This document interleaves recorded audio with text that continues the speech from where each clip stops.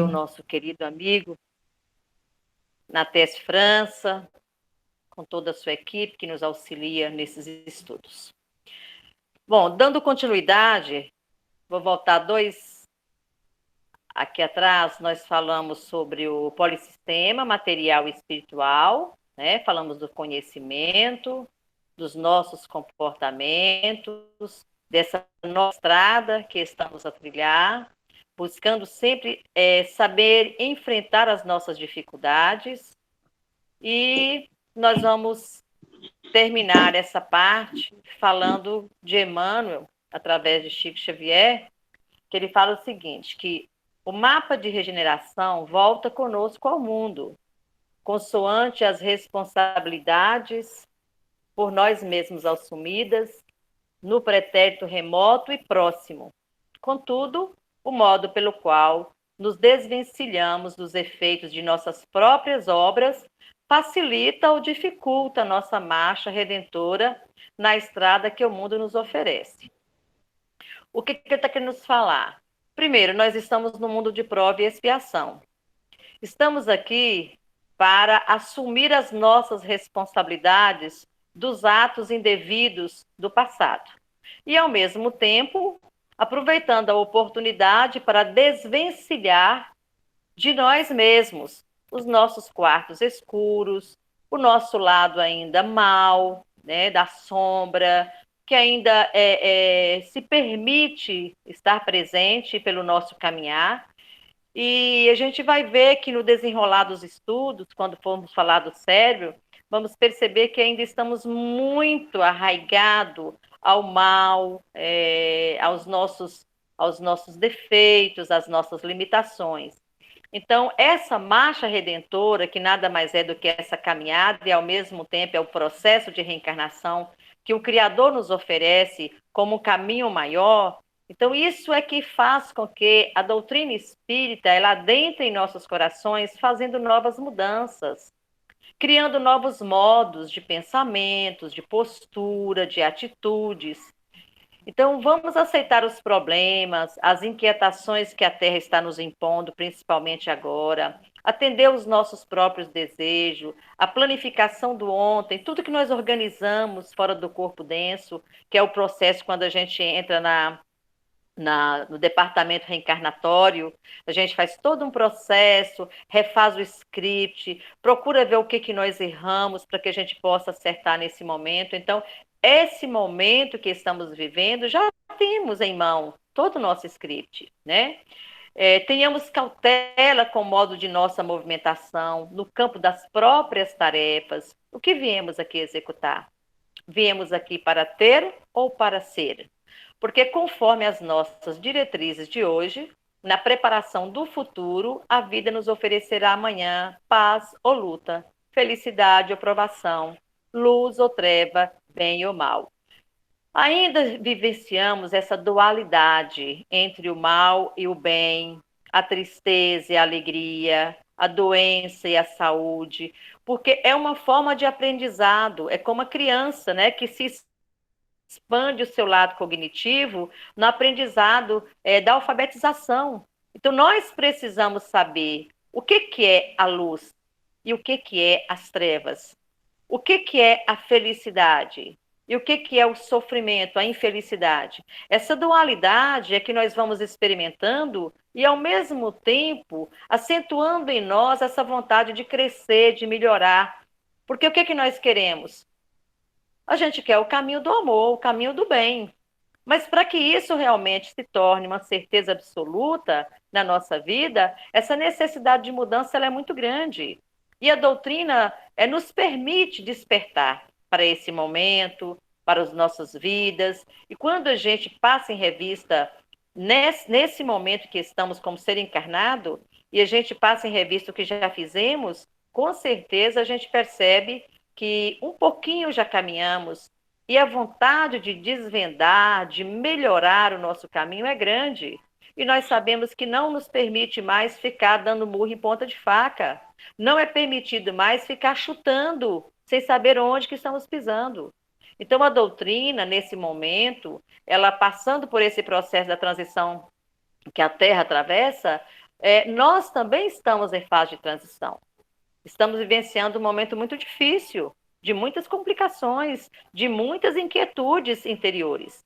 E a gente precisa aprender a meditar, orar, boa leitura, bom filme e, acima de tudo, silenciar. Pois só através do silêncio que nós somos capazes de nos ouvir.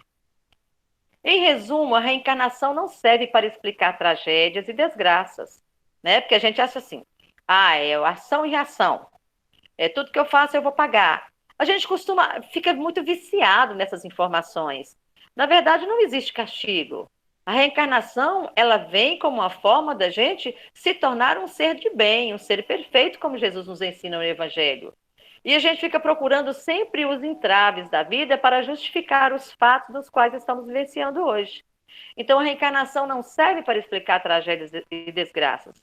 Ela não serve para esconder a ignorância. Ela não serve como desculpa para que fiquemos imobilizados, paralisados, estáticos. Não serve como consolo para aquelas situações que deveriam ser modificadas e não são.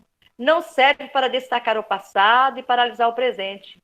Reencarnação é oportunidade de aprendizado, é oportunidade de se aplicar o que sabe, superar as limitações através das vivências sucessivas, né, no polissistema material. Reencarnação é a afirmação da unidade e da continuidade da vida. Isso está lá na Sociedade Brasileira dos Estudos Espíritas. Então, a gente vai caminhando, o que eu acho lindo na doutrina é isso. A nossa ignorância é tamanha, mas quando a gente pega um corredor grande e a gente consegue acender uma lâmpada, esse corredor, ele abrange de uma forma que você consegue perceber que mais à frente ainda tem muito caminho para andar. E à medida que a gente vai caminhando, nós vamos desvendando novas janelas. Nós vamos tendo paciência de parar em cada janela e a ter aquele processo de olhar do lado, olhar o outro, mas olhando a nós mesmos, porque o outro serve como referência de nós. Então, é importante a gente ver a doutrina com esse olhar de belo, né? O olhar de conhecimento, o olhar de ciência, o olhar de amor. Como seres multidimensionais que somos, nos manifestamos em várias dimensões ou diferentes planos de realidade e possuímos um sistema de corpos, no qual o corpo físico é, na realidade, um aglomerado de todos os outros, com um acréscimo da matéria ou substância planetária. E isso explica porque tudo, mental, emocional, psíquico e espiritual, encontra retratado no corpo físico, né? Esses 7 corpos que nós possuímos. O corpo físico é o nosso corpo maior, de matéria mais pesada, é o soma, é o físico, onde recebemos todas as emanações da nossa postura mental, todas as emanações dos nossos pensamentos, sejam bons ou ruins, e abrange o físico, né? E lembrando que esses filtros nos protegem da doença, uma vez que nos oportuniza acordar antes que desça para o físico. Então, lembrando que somos seres multidimensionais, nós temos capacidade, então, de fazer com que a nossa estrada seja diferenciada e a gente vai reverberar isso aí num processo de um bem-estar à frente. Os corpos sutis são representados por 7 corpos, ou 7 energias, ou fluidos, que têm seus centros em pontos distribuídos ao longo do eixo central do nosso corpo. E são conhecidos como chakras. E em outro corpo, conhecido como corpo espiritual, que é o princípio inteligente do ser humano. Então, já cansamos de estudar, mas por mais que a gente estude, aí às vezes eu fico batendo na mesma tecla, mas eu acho que o aprendizado ele é lento e ao mesmo tempo tem que ser determinado. Essa forma da gente conseguir enxergar sempre voltando atrás. Um livro não se lê, um livro estuda. Nós não estamos fazendo uma leitura da nossa vida, nós estamos estudando os fatos da nossa vida. Então, esse eixo central do nosso corpo, né?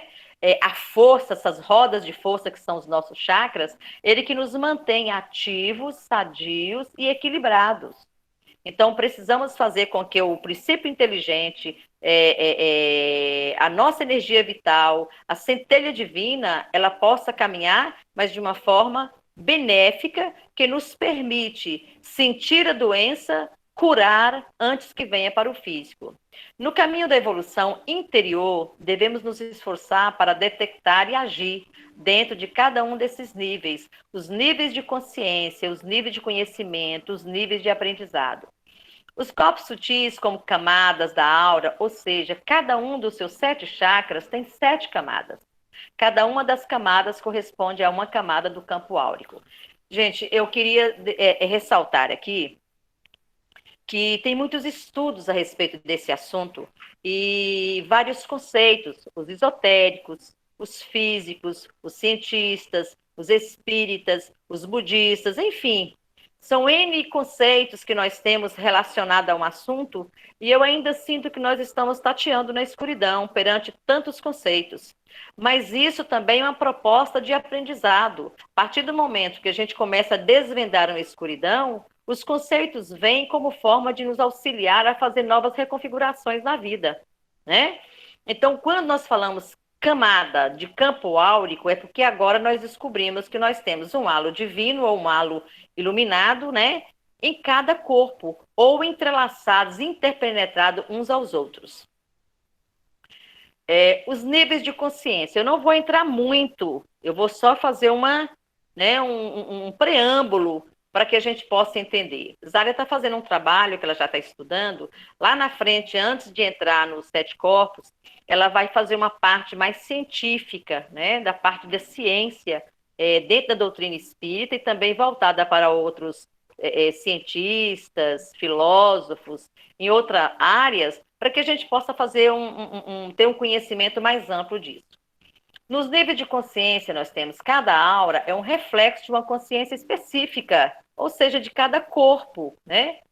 Isso significa dizer que cada aura é o espelho de uma consciência da alma ou espírito humano.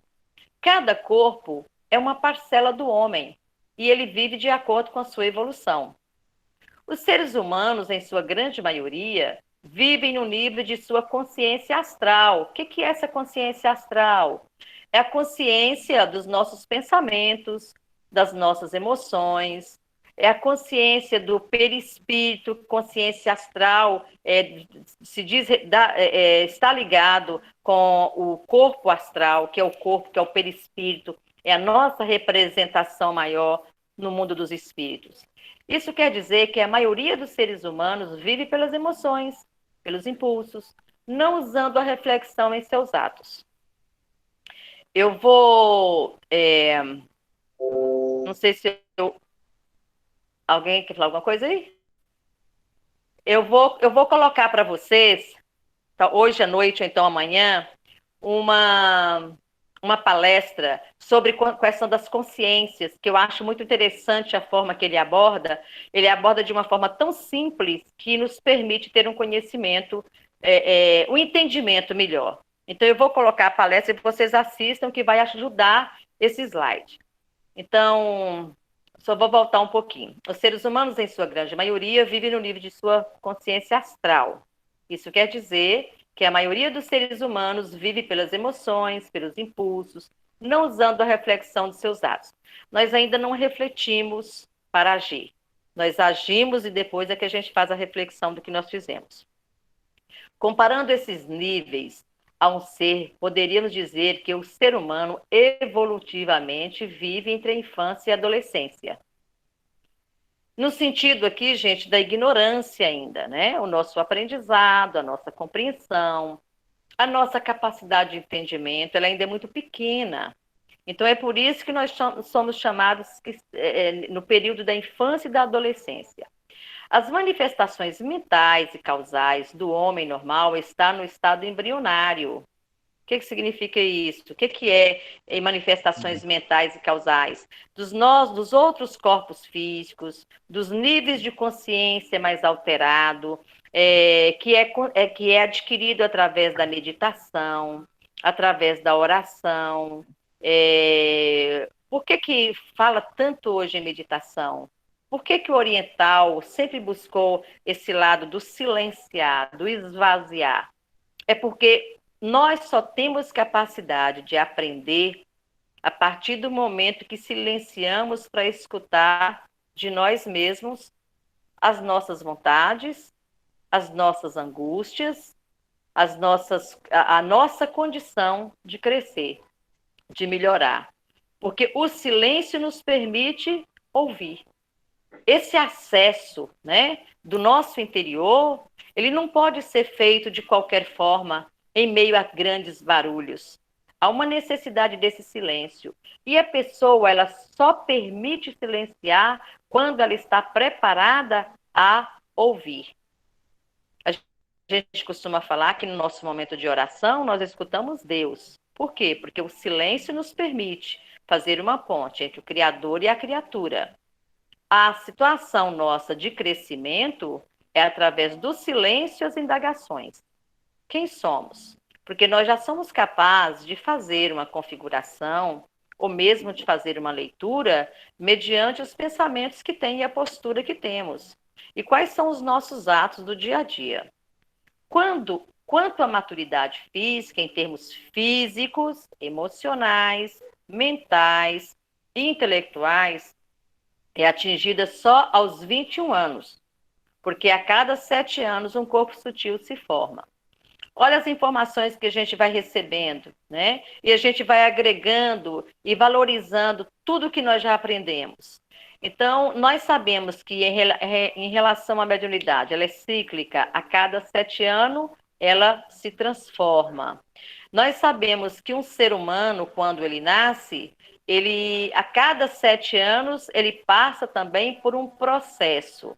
Até 7 anos é o momento do o enlace verdadeiro da encarnação, é onde a criança recebe a educação e os valores do pai, dos pais. Depois, dos 7 aos 14, né? Ele vai fazer os valores recebidos de hoje, aglomerado com os de ontem, ele consegue montar a sua personalidade. Dos 14 até os 21 anos, ele faz essa formação. Daí para frente, ele é a personalidade exata, absoluta, individual e ímpar. Então, quando a gente fala dessa maturidade física, em termos físicos, a representação aqui do corpo, né? Nós só atingimos toda a nossa maturidade aos 21 anos, porque a cada 7 anos um corpo sutil se forma. Isso eu coloquei, mas eu deixo aí sempre uma indagação para que a gente busque as pesquisas para compreender se realmente é dessa forma. Essa formação não significa que aparece o corpo, não. Todos nós já nascemos com todas essas energias, com todos esses halos. Mas o que é que ocorre? O que nos ocorre é que, à medida que nós vamos aprendendo e passando por esse ciclo 7, porque o 7 ele é um número que, inclusive, fala que ele é cabalístico, é o número 7, são cíclicos. Então, existem números dentro da matemática que nós ainda não temos uma visão ampla. E muitas vezes, até por uma questão de preconceito, não nos foi permitido antes abrir a nossa mente para compreender o todo dentro de uma particularidade da doutrina espírita ou da filosofia espírita. Hoje, sim, nos é permitido fazer, porque o acompanhamento de novos livros, de novas janelas, de novas posturas, de novos conhecimentos, de novas falas, é que engrandece o ser humano, é que permite ele agasalhar conhecimentos para que ele possa se portar perante a vida. Então, o corpo etérico e astral se completa com 7 anos de idade. Esses dois corpos estão completos com 7 anos de idade. Até os 14, né, nós temos os outros corpos, que estão sob forma de germes e vão se desenvolvendo conforme a vida que o levará o ser humano até os 21 anos, que é o corpo mental. Gente, isso aqui eu coloquei até como uma proposta, né, para que a gente estude os níveis de consciência. Quando a gente fala dos níveis de consciência, nós vamos deparar com a palavra chamada dimensão. Dimensão é uma palavra que não foi criada aleatoriamente, é uma palavra para fazer uma identificação de algo que ainda desconhecíamos, que chamamos de espaço, depois vibração, aí tem onda. René Descartes já fala disso há um bom tempo. Então, são situações que a gente vai fazendo a informação de hoje, relata-se a informação do ontem, lá dos gregos e de outros filósofos, dentro de uma linha de pensamento, para que a gente chegue em uma conclusão mais concreta, que ela venha com informação, vamos dizer assim, com mais fundamento, né? Então, eu coloquei de propósito, não tem nada que é fora do assunto, mas, ao mesmo tempo, são coisas novas que nós estamos aprendendo. De acordo com a visão da psicologia transpessoal, isso lá em Joana de Anjos, os seres humanos transitam na Terra em variados níveis de consciência. Olha a Joana aí. Simbolicamente, é como se todos nós estivéssemos vivos, fisiologicamente falando, mas poucos seriam os que encontram despertos na vida. Primeiro ponto. Joana, ela passou por todo um processo, uma preparação, que Joana ela era extremamente católica, né? Ela vem de uma filosofia do cristianismo dentro do catolicismo. O livro que eu li falando dela, depois ela passa por um processo na erraticidade, na preparação para que ela tenha a doutrina ou tenha essa leitura espiritual da forma que ela tem hoje. E ela depois enveredou pelo caminho da psicologia para que pudesse nos trazer informações mais claras de nós mesmos. A palavra psicologia, ela não foi usada por Kardec. Ele não usou a palavra psicologia. O primeiro, eu esqueci só o nome, tá? Mas tem um psicólogo que, logo após a morte de Allan Kardec, ele montou esse estudo e desenvolveu essa psicologia. Então, a gente permite... O que eu estou querendo passar para vocês com essa fala? À medida que a doutrina caminha, à medida que a vida avança, nós somos despertados para situações e postura e conhecimentos que precisamos agregar a nós. Não podemos fazer diferença. Um pastor falou isso, um padre falou aquilo, um cientista falou isso, um filósofo. Gente, todos somos estudiosos. E aqueles que encontram respostas mediante uma situação onde ainda não tem tanto embasamento, tanto fundamento, mas aflora-se um conceito não tão básico, mas é explicável, nós precisamos sim abrir esses precedentes, essas portas para encontrar as respostas da vida. Porque o que nós estamos fazendo? Nós estamos na estrada abrindo janelas e portas. É necessário, sim, mediante algumas situações, abrir mão dessa intolerância, achar que nós somos só um ser religioso. Nós não somos um ser só religioso, nós somos um ser divino e que estamos aptos a abrir todas as nossas janelas do conhecimento. É o nosso despertar de consciência, é o nosso despertar da razão. A gente vai ver quando fala do cérebro trino, o cérebro da razão, ele ainda não foi tão atingido. Nós vivemos mais o lado emocional e do instinto. Então, Joana, ela vem nos trazer esse processo desse despertar através dessa consciência. Observa a foto. Olha que maravilha, né? É como a descoberta de nós mesmos. O que é essa psicologia? O que é esse conhecimento? O que é essa intimidade? A intimidade que nós temos conosco. Desse autodescobrimento, dessa autovalorização, dessa compreensão variada de N informações, para que possamos, então, individualizar esse conhecimento em nós. Dimensões. Dimensões não são lugares ou locais. Elas são níveis de consciência que vibram a certa taxa.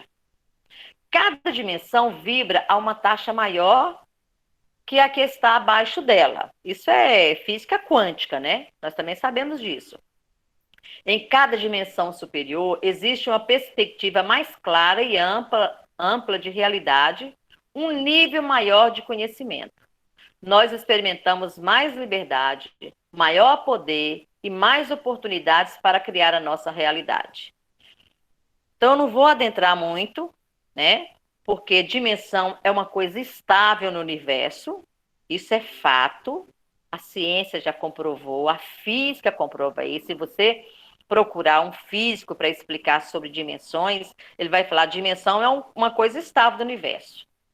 Aí eu coloquei isso aqui, ó. Existem vários conceitos de dimensão dentro de uma visão física, esotérica, espiritual. Estamos tateando na escuridão da compreensão. Mas que bom que, à medida que nós estamos ampliando o nosso conhecimento dentro de uma realidade, de uma filosofia da qual nós acreditamos e estamos vivenciando, nós também estamos dando as mãos para os grandes pesquisadores, para cientistas, para físicos, para pesquisadores que estão é, abrindo essa clareira, abrindo as oportunidades do conhecimento. E o conhecimento é que nos oportuniza a saber quem somos. Eu só vou conseguir descobrir, né, o que é pensamento, como que ele funciona, que é através de onda, que é através de sintonia, quando eu aprendo, silencio e começo a prestar atenção. Ah, mas na hora que eu penso coisas negativas, meu coração dispara, minha corrente sanguínea fica alterada, às vezes eu tenho dor de cabeça. Mas como que eu cheguei a essa conclusão? No aprendizado. Então, é isso que eu quero mostrar. Essa ponte do conhecimento é que nos permite fazer o que nós tanto falamos nas palestras, e a doutrina espírita, ela é muito, dá muita ênfase, é chamada reforma íntima. Como que eu posso reformar se eu não sei do que se trata? Como que eu posso conceituar coisas que eu não sei, não vejo, não conheço? Então, eu só posso direcionar a minha vida mediante a novas estradas quando eu aprendo, quando eu assimilo conhecimentos diferenciados. Consciência desperta. Olha o susto que dá na gente. Somente 5% da população do planeta possuem. A gente assombra. Mas peraí, como é que é isso? Vamos ver o que é essa consciência desperta? A maioria esmagadora do gênero humano ainda está dormindo no sono da inconsciência. Que sono da inconsciência é esse, minha gente? É estar vivo, mas ainda estamos baseados no trabalho, no alimentar e no dormir e na procriação. É essa a base da nossa vida por enquanto. Então, queda-se em seu estupor de criatura sonolenta, ou seja, a falta de consciência. Estamos adormecidos ou ensonada, à espera de que uma alma superior, anônima e caridosa, lhe dirija um aceno de mão, uma palavra amiga ou um livro iluminativo que a possa arrancar dessa insensibilidade existencial profunda que ela desconhece e, se conhecesse, não conseguiria imaginar o fim. É preciso abrir sua mente com sutileza e doçura para essa verdade, pois se ela permanecer na ilusão de que está acordada, não promoverá as ações necessárias para elevar-se aos níveis superiores. André Luiz, no livro Mundo Maior. Então, percebe tudo que eu venho falando para mostrar esse conhecimento? Por quê? Porque ainda nós estamos no sono da inconsciência. Nós não pensamos com a razão, nós pensamos ainda com a emoção. Nós escutamos o outro já preparando qual a resposta que você vai dar pela fala dele. A gente não escuta pela caridade, de saber que o outro, muitas vezes, está colocando para fora as suas agonias, as suas dores, as suas indagações. A gente já está ali programando, então a gente nem presta muita atenção na fala, você já está programando a resposta para sair até de bonzão, né? Ah, porque falou comigo isso, já responde isso.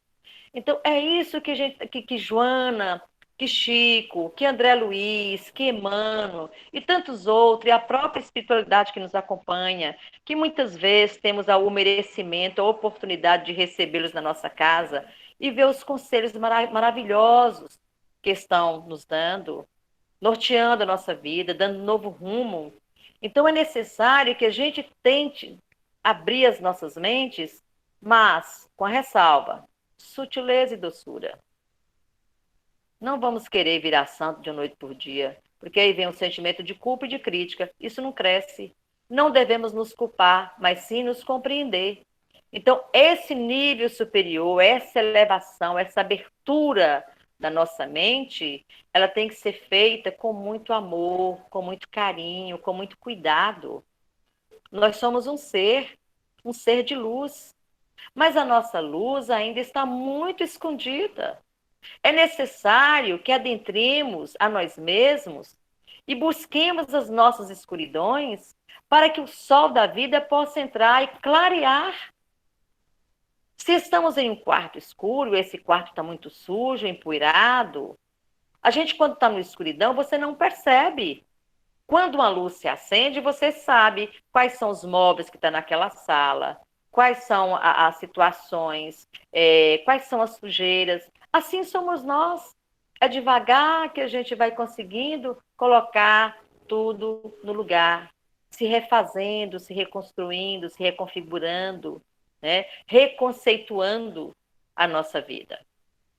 Então, André Luiz nos dá esse presente, nos mostrando, né, que só 5% da população já despertou o nível de consciência do entendimento maior. Como iniciar o processo de abertura da consciência? Eu achei muito legal isso aqui, porque vai bater naquilo ali que a gente tanto fala, né? Vamos fazer as nossas reformas de base. O despertar da consciência acontece quando o indivíduo começa a ter um olhar transformador sobre si mesmo e compreender as situações e mesmo o universo sob uma perspectiva diferente. É a partir dessa visão que passamos a valorizar mais as oportunidades da nossa existência e exercitar o sentimento de gratidão, se desapegando de coisas mundanas e materialistas e elevando os pensamentos às questões voltadas para a espiritualidade. Olha o desapego que a gente fala tanto, né? É no momento do despertar da consciência que o indivíduo começa a exteriorizar em ações o sentimento de ser melhor, uma fonte capaz de motivar outras pessoas a serem melhores do que são a partir de um processo que se inicia no íntimo com perseverança e motivação positiva. Vamos lembrar, as mudanças, o despertar é de dentro para fora. Não adianta você querer mudar o outro é que tem que ter vontade de mudar. Nós mudamos a nós. A prática do bem, do amor e da caridade passa a ser uma filosofia de vida e o apego por coisas fúteis já não são mais valorizados. Com isso, você se aperfeiçoa moralmente e tende a ser luz por onde passa. Tem a capacidade de transmitir boas energias, se torna mais amoroso e carrega maior serenidade no olhar. O despertar da consciência é um processo íntimo e que acontece individualmente, de dentro para fora, e que tem como benefícios a paz de espírito e um caminho de superações para a vida de todo aquele que se reencontra e se transforma. Olha que maravilha, gente, isso é reforma íntima. No entanto, o despertar da consciência se torna uma pessoa melhor, tanto pessoalmente e socialmente, quanto no âmbito profissional. Isso não quer dizer que ela não enfrentará problemas, mas que ela descobrirá em si mesma as forças necessárias de superação que precisa para enfrentar qualquer adversidade.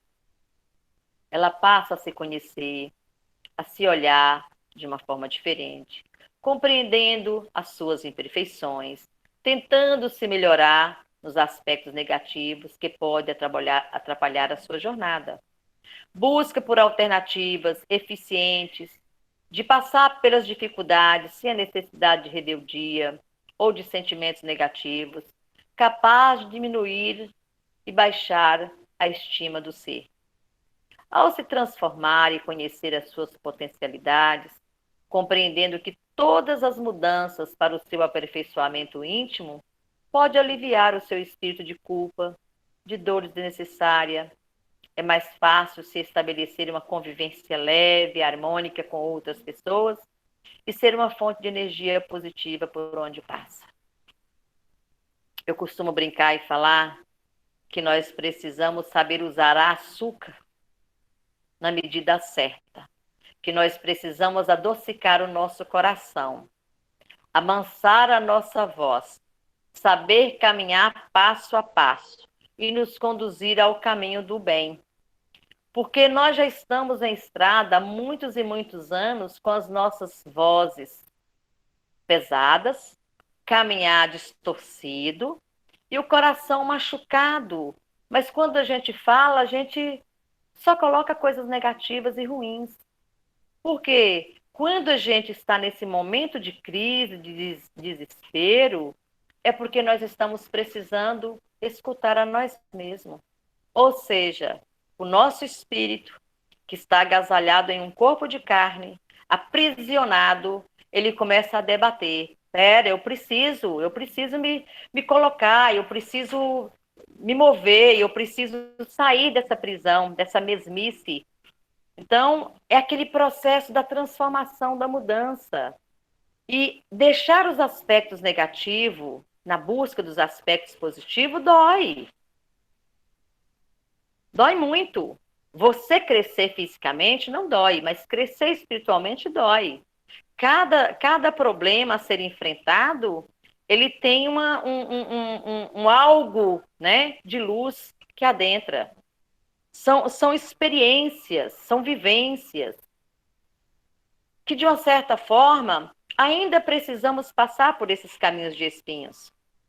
No momento em que estamos naquele caminhar de um verde, de uma grama orvalhada, dessa relva macia, onde os nossos pés doridos sentem essa tranquilidade, essa paz, nos refazendo das nossas dores, mas ao mesmo tempo nos oportunizando a olhar para trás e ver que vencemos. A vida é assim. A vida é dessa forma. É necessário caminhar e sentir que passo a passo nós estamos vivenciando e controlando as nossas emoções na busca que a razão possa, sim, ter o seu momento de agir. Não precisamos agir, nós não estamos buscando ter uma vida só de razão. O ser racional, só ser racional, também é doído. Porque muitas vezes fazemos coisas que o nosso coração pede. E quando atendemos o nosso coração, nós vibramos nesse amor do coração, mas dentro de algo que tem uma razão, que tem um porquê.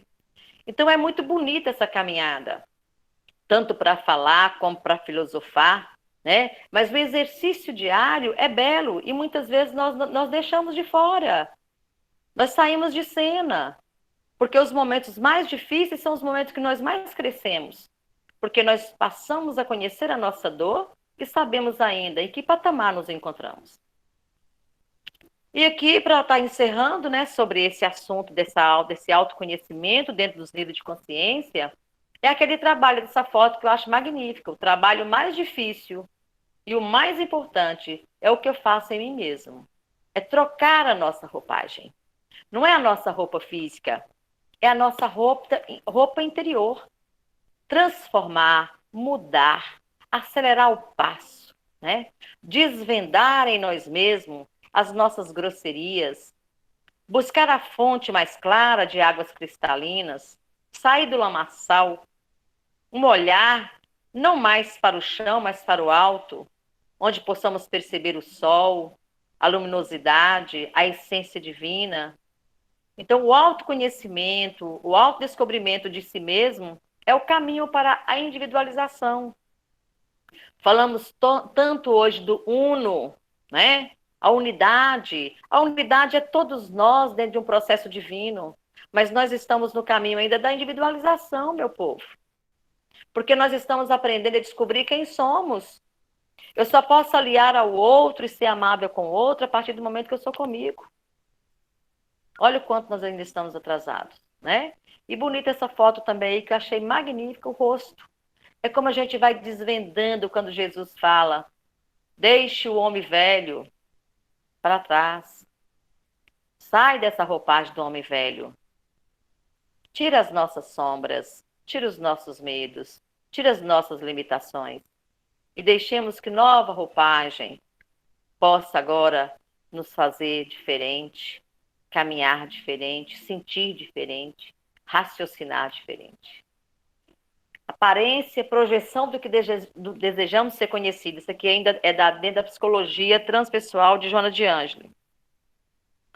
Aparência, a persona. O que é a persona? A gente coloca as nossas personas. Eu coloco uma forma, eu arrumo, eu saio e eu tenho um comportamento diferenciado. Eu estou usando uma persona. É uma aparência, é a projeção do que desejamos ser conhecido. Eu me apresento de uma forma que eu gostaria que eu fosse, né? Objetivo, evitar que os demais penetrem em nossa intimidade. Por que nós usamos as personas? Dentro da psicologia é colocado que nós fingimos que somos algo que ainda não somos. As nossas carências afetivas, a nossa vida, o nosso histórico, vão deixando marcas. E muitas vezes nem nós mesmos somos capazes de olhar para nós. E isso emperra um pouco a nossa estrada e nos faz caminhar de uma forma que essas personas elas sejam mais constantes. Porque eu tenho medo que o outro perceba o tanto que eu ainda sou desconhecida. O tanto que eu ainda tenho em mim o ciúme, a inveja, o orgulho. O tanto que eu quero ser o que o outro é e que eu ainda não alcancei. Eu não direi quem sou, porque você não me receberia. Olha que lindo, de Bowie fala isso. Eu não direi quem sou, porque você não me receberia. Então, isso é o quê? Isso é uma carência afetiva. É uma carência afetiva muito grande.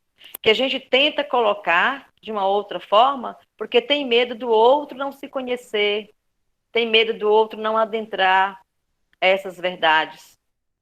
Porque nós ainda nem sabemos de verdade quem somos. É aquilo que desejamos que o outro pense que somos e que acabamos acreditando que realmente somos aquilo. Jung. Então, as personas, ela faz parte da nossa vida e a forma que nos apresentamos na vida, no caminhar, num templo, no trabalho. Mas e em nossa casa? Como é que fica na nossa casa? Será que nós conseguimos andar de salto alto o tempo todo dentro da nossa casa? Não vai ter momento que alguém vai dar uma puxadinha e você vai irritar e vai dar as respostas? Ou de repente você vai se impor, ou vai se mostrar? A gente se mostra. Porque no nosso lar, é o lar que faz com que a gente se apresente de verdade. A gente ainda brinca muito, né? Quem te conhece te compra caro. Porque na rua, uma coisa, dentro de casa, completamente outra. O que é isso, gente? Persona. Ah, a pessoa é má? Não. Quanto mais persona nós temos, mais medo de nos conhecermos. Estamos escondendo. Estamos brincando de esconder com a vida. Persona. A persona refere-se ao que é esperado socialmente de uma pessoa e como ela acredita que deve parecer. É como um acordo entre o indivíduo e a sociedade. Está lá no livro de Joana de Ângeles, Refletindo a Alma. Olha como é que Joana é muito justa, muito direta, muito objetiva. A persona refere-se ao que é esperado socialmente de uma pessoa e como ela acredita que deva parecer. É como um acordo, eu e a sociedade. Como que eu me apresento? Isso é muito interessante se a gente fizer uma análise nesse momento atual que estamos vivendo. Estamos vivendo uma pandemia, medo, limitações, incertezas, inseguranças.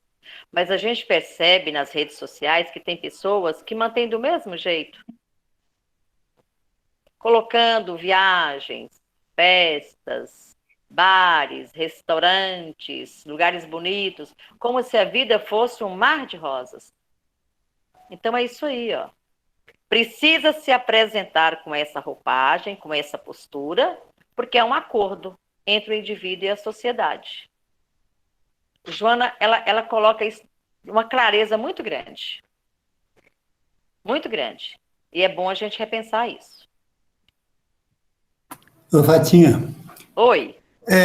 aconteceu uma coincidência hoje muito interessante. Hum. Eu comprei um livro lá no shopping, já tem não sei quanto tempo, deve ter quase um ano. Aí hoje eu falei assim, vou pegar um livro aleatoriamente para me ler. Aí peguei esse livro. Eu não conheço esse autor também, não. O livro se chama O Despertar de uma Nova Consciência. E Olha tem que um tanto de coisa maravilha. que eu li só 30 páginas dele por enquanto. Mas me parece que ele está batendo com tanto de coisa que você está falando, entendeu? O autor é Eckhart Tolle, eu nunca tinha ouvido falar. Você possa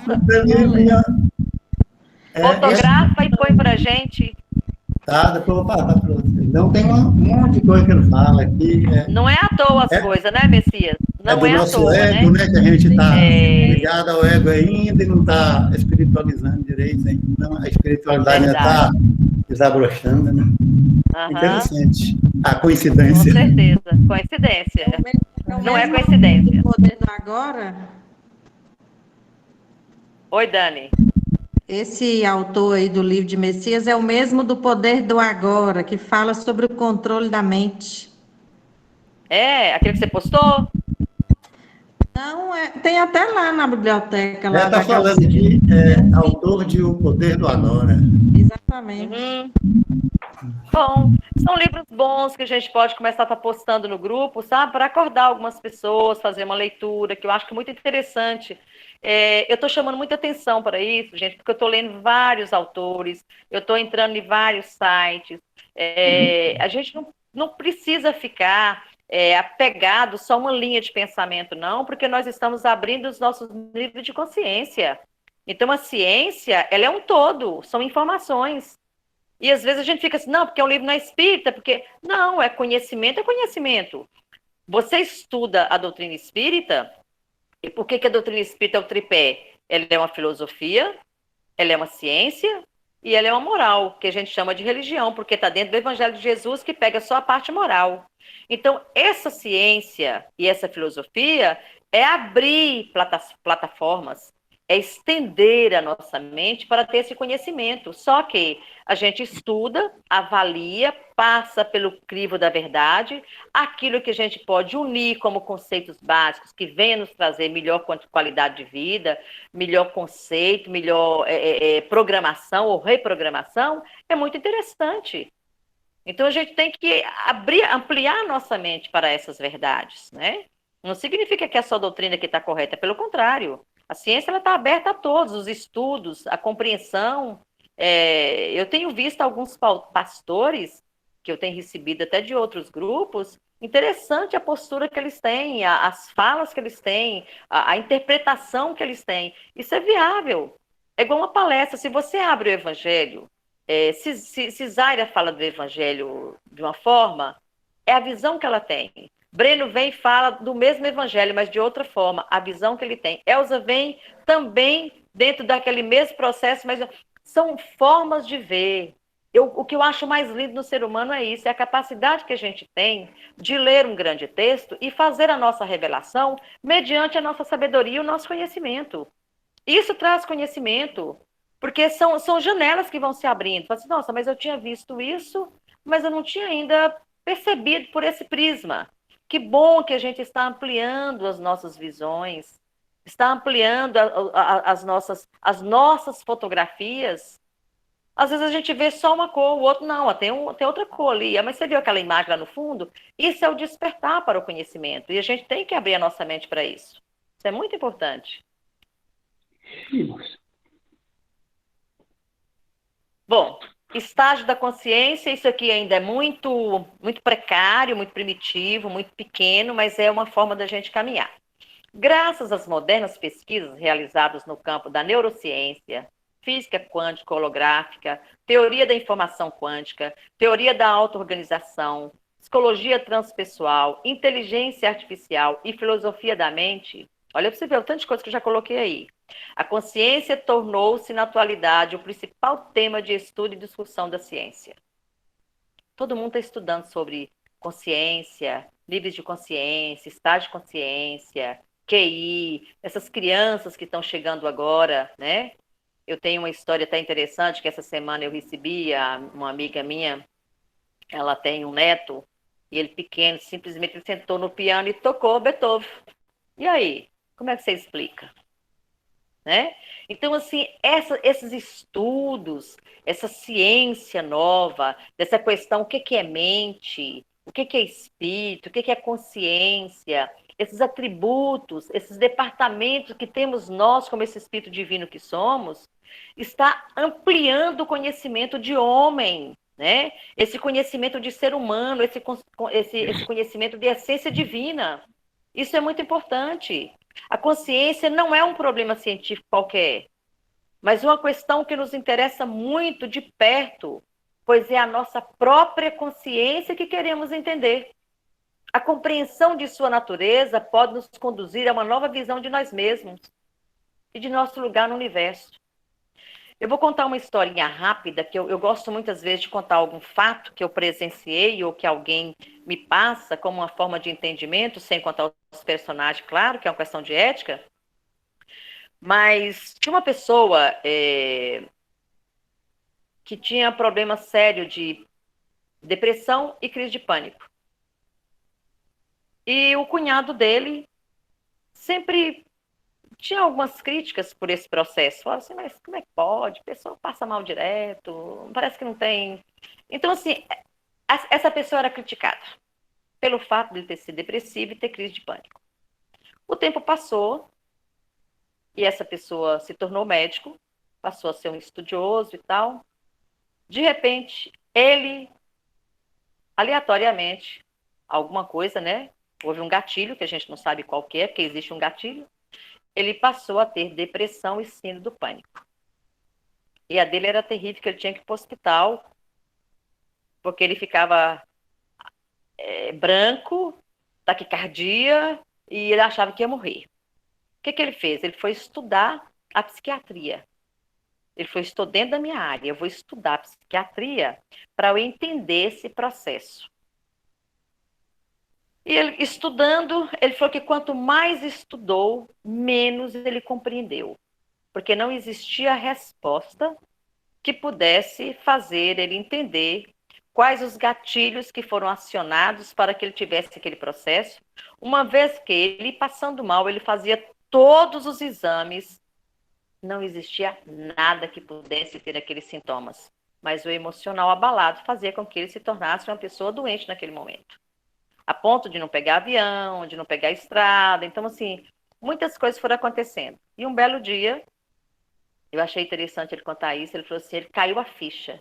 Ele falou assim, está além da sua vontade, além da sua condição de racional, porque é do nada, você pode estar na rua, você pode estar em casa, e de repente é acionado um gatilho e você tem crises terríveis de pânico e crises depressivas, de ansiedades.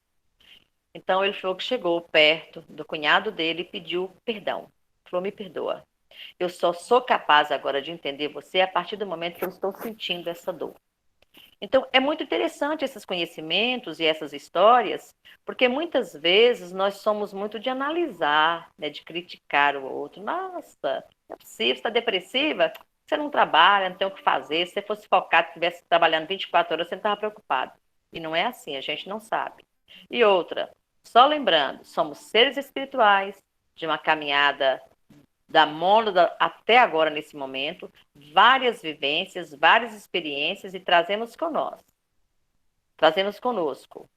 as marcas das nossas atitudes. Então, não sei se vocês lembram, quando eu estava dando curso lá na casa sobre depressão, de pessoas que não conseguiam resolver o processo nessa vida e não entendia por que desencadeou, e os próprios livros espíritas colocam. São pessoas que trazem na alma ou no perispírito marcas de violência, né? Através de suicídios, através de uma prisão, através de algo que impactou e adoeceu a alma. Então, mediante situações mais ou menos parecidas, esse gatilho é acionado e a pessoa entra no processo de depressão ou de crise de pânico. Então, a gente tem que aprender a entender tudo que está à nossa volta, para que a gente saiba compreender essa questão de consciência, porque isso está ligado à consciência. Então, só para encerrando aí, ó, estágio da consciência. Primeiro estágio pré-pessoal, né? Eu gosto. O segundo estágio pessoal, eu sou. Terceiro estágio transpessoal, eu compreendo. Então, a gente precisa chegar nessa fase aí de compreender. Vamos compreender, né? Quem somos nós? Então, eu vou encerrar hoje deixando essa pergunta. Que cada um reflita e se pergunte: quem sou eu? Quem sou eu de verdade? Eu sou Fátima? Marinho? Ou eu sou Fátima das Quantas? Ou só Fátima? Então, quando a gente começa a fazer essa revelação de nós mesmos, que a gente busca puxa as consciências e começa a averiguar, né? Tem até uma palestra de Divaldo que ele fala que à medida que você se busca, se faz uma leitura, temos capacidade até de saber quem fomos na outra vida, pelo nosso relacionamento atual de vida, dos pensamentos que temos, da postura que temos perante a vida. E aqui nós estamos para caminhar, passo a passo. Carinho, amor e doçura. Nada de crítica e nada de culpa. A culpa já aconteceu. Não vamos esquecer, mas sim refazer, para que esse sentimento não atrapalhe a nossa jornada. Que Jesus nos abençoe, que Jesus nos ilumine, que nos dê uma boa noite. Agradecemos a espiritualidade maior por nos permitir compreender, assimilar, trabalhar todas essas informações para nós. Estamos aqui para modificar a nós mesmos. A charrua é nossa, precisamos caminhar na nossa individualidade, no homem ímpar que somos, no ser completo, na reconstrução, em uma nova postura mental. Precisamos aliar o nosso saber com as nossas atitudes. Agradecemos aos mensageiros da luz, aos bondosos companheiros, esses doces amigos, que têm nos auxiliado e norteado a nossa vida, através de informações, através de conhecimentos e através de palavras que nos conduzam ao amor. Que Jesus, na sua infinita bondade, desça sobre nós o manto da misericórdia. E hoje eu vou pedir encarecidamente